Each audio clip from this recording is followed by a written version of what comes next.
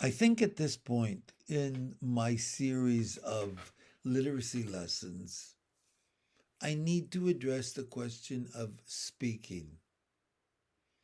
Of course, speaking comes before writing and reading in terms of the modalities of language acquisition. The first modality of language is listening, being able to hear and understand what is being said. But the next modality is speaking, communicating ideas, being able to express what we're thinking, what we're feeling to another person, and being confident about that. There are all kinds of people who have all kinds of issues when it comes to speaking. You hear stories about people who learned how to speak late because there were always adults around that could speak for them. You hear stories about young people who learn how to speak very young and never stop. They're too busy talking to listen. Each of those is a different situation. But I want to talk a little bit only about the whole idea of speaking and finding one's voice. It's one thing to be in a home with one or two other children. Then it's most seldom that a child doesn't find his or her voice. But in a large family, there are many children that, because they take longer to think through what they want to say, because they feel intimidated by others that grab the spotlight for a variety of different reasons, they just don't speak out. It's our job as classroom teachers to encourage each and every one of our students to find their voice in the classroom by encouraging them to speak out, to voice their opinion, to answer questions. It's one thing, though, to speak out, it's another thing to do it properly, to learn how to not yell, not say bad things, but to voice opinions or say what's on your mind or to respond properly to another person.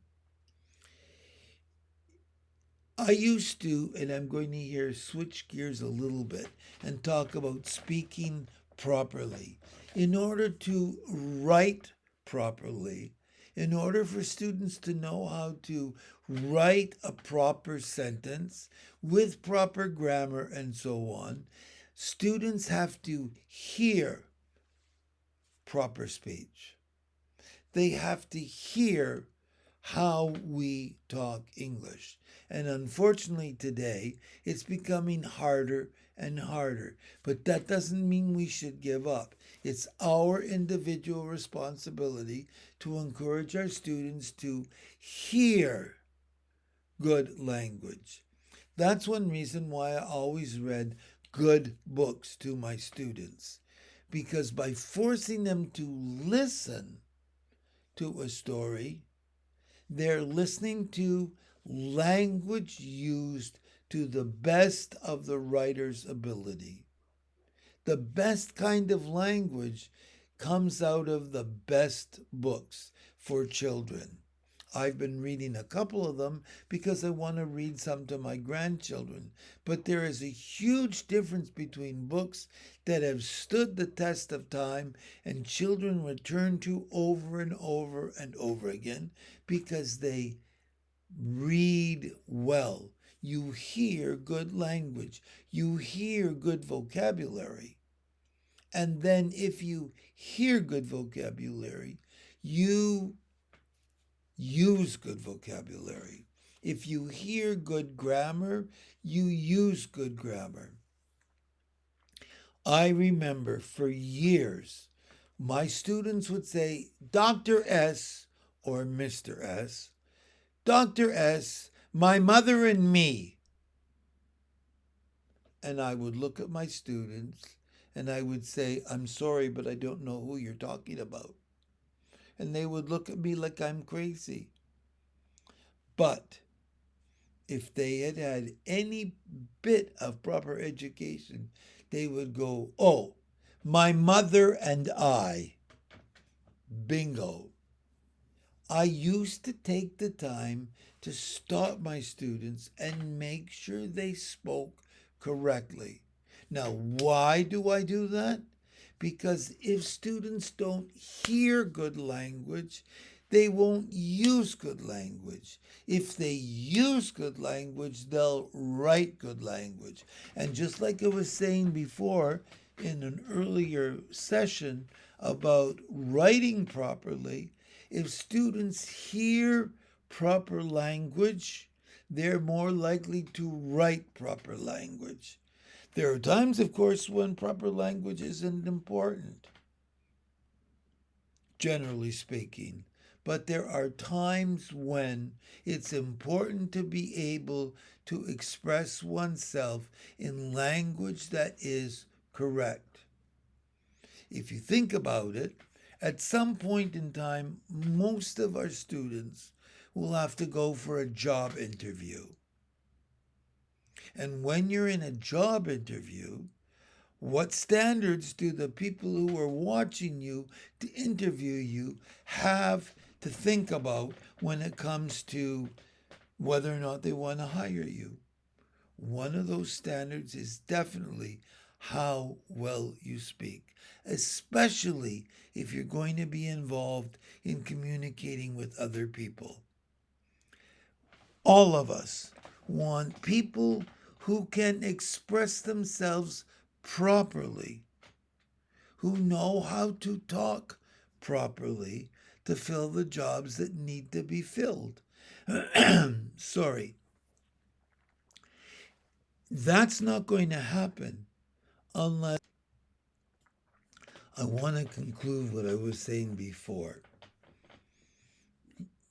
For those of you that are actually going to listen to this, the first half of this video and the second half of this video are merged because my screen froze.